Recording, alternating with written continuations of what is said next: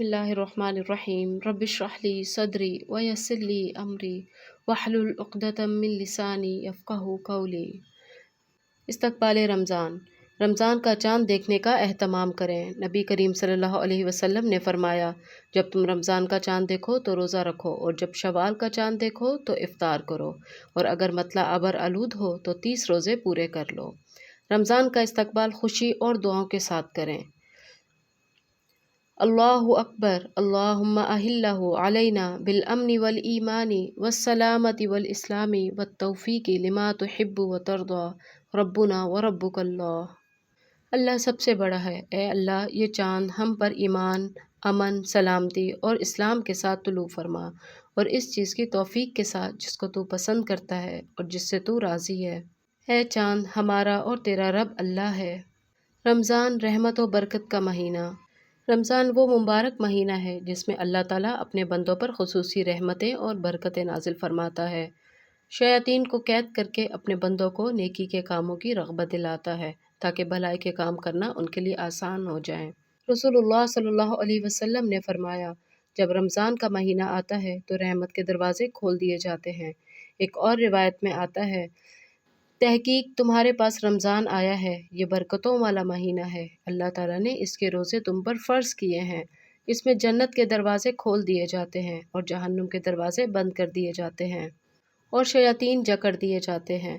اس میں ایک رات ایسی ہے جو 1000 مہینوں سے بہتر ہے، جو اس کی بھلائی سے محروم رہا وہ تحقیق محروم ہی رہا۔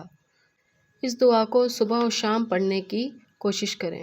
یا حی یا قیوم برحمتک استغیث اصلح لی شأنی کلہ ولا تکلنی الی نفسی طرفۃ عین۔ اے زندہ اور قائم رہنے والے، تیری رحمت کے سبب سے فریاد کرتا ہوں کہ میرے سب کاموں کی اصلاح فرما دے، اور پلک جھپکنے تک کے لیے بھی مجھے میرے نفس کے حوالے نہ کرنا۔ رمضان روزوں کا مہینہ۔ نبی کریم صلی اللہ علیہ وسلم نے اپنی زندگی میں 9 برس رمضان المبارک کے روزے رکھے۔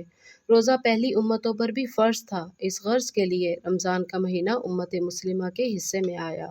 ارشاد باری تعالیٰ ہے، یا ایھا الذین آمنوا کتب علیکم الصیام کما کتب علی الذین من قبلکم لعلکم تتقون۔ اے لوگو جو ایمان لائے ہو، تم پر روزے اس طرح فرض کیے گئے جس طرح تم سے پہلے لوگوں پر فرض کیے گئے تھے تاکہ تم متقی بن جاؤ۔ یعنی روزے کا مقصد اپنے اندر تقویٰ پیدا کرنا۔ حدیث سے بھی روزے کی فرضیت ثابت ہے۔ رسول اللہ صلی اللہ علیہ وسلم نے فرمایا، اسلام کی بنیاد 5 چیزوں پر ہے: گواہی دینا کہ اللہ کے سوا کوئی معبود نہیں اور محمد صلی اللہ علیہ وسلم اللہ کے بندے اور اس کے رسول ہیں، نماز قائم کرنا، زکوٰۃ ادا کرنا، بیت اللہ کا حج کرنا اور رمضان کے روزے رکھنا۔ روزہ فرض عبادت ہونے کے ساتھ ساتھ بے شمار فائدوں کا حامل اور اجر و ثواب کمانے کا بھی ذریعہ ہے، جیسا کہ درج ذیل احادیث سے پتہ چلتا ہے۔ روزہ جنت میں داخلے کا ذریعہ ہے۔ ابو امامہ نے رسول اللہ صلی اللہ علیہ وسلم سے سوال کیا کہ جو انہیں جنت میں داخل کرے؟ آپ صلی اللہ علیہ وسلم نے فرمایا، تم روزے کو لازم پکڑو کہ اس کی مانند کوئی چیز نہیں۔ روزہ دار کے لیے جنت میں خصوصی دروازہ ہے۔ نبی کریم صلی اللہ علیہ وسلم نے فرمایا، جنت میں ایک دروازہ ہے جسے ریان کہا جاتا ہے، قیامت کے دن پکارا جائے گا، روزے رکھنے والے کہاں ہیں؟ چنانچہ جو شخص روزے رکھنے والوں میں سے ہوگا وہ اس میں داخل ہو جائے گا، اور جو اس میں داخل ہو گیا اسے کبھی پیاس نہیں لگے گی۔ روزہ آگ سے بچاؤ کا ذریعہ ہے۔ نبی کریم صلی اللہ علیہ وسلم نے فرمایا، جو شخص اللہ کے راستے میں ایک دن کا روزہ رکھے گا، اللہ تعالیٰ اس کے بدلے اس کے چہرے کو آگ سے 70 سال کی مسافت پر رکھے گا۔ روزہ دار کے منہ کی بسانت۔ نبی کریم صلی اللہ علیہ وسلم نے فرمایا، قسم اس ذات کی جس کے ہاتھ میں میری جان ہے، روزہ دار کے منہ کی بسانت اللہ تعالیٰ کو مشک کی خوشبو سے بھی زیادہ پسندیدہ ہے۔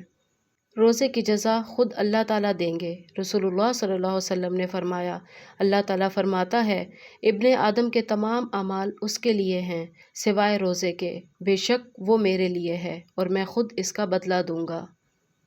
یہ ایک بہت شرف کی بات ہے انسان کے لیے کہ جہاں باقی عبادات کا اجر 10 سے 700 گنا تک بتایا جا رہا ہے، وہاں روزے کا اجر مخفی رکھا گیا ہے، کیونکہ در حقیقت یہ خود ایک مخفی عبادت ہے۔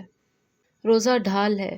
رسول اللہ صلی اللہ علیہ وسلم نے فرمایا، روزہ آگ سے ڈھال ہے، جس طرح لڑائی میں تم میں سے کسی کی ڈھال ہوتی ہے، یعنی روزے کی وجہ سے انسان بہت سے ان گناہوں سے بچ جاتا ہے جن کے ارتکاب کی صورت میں وہ جہنم میں جا سکتا ہے۔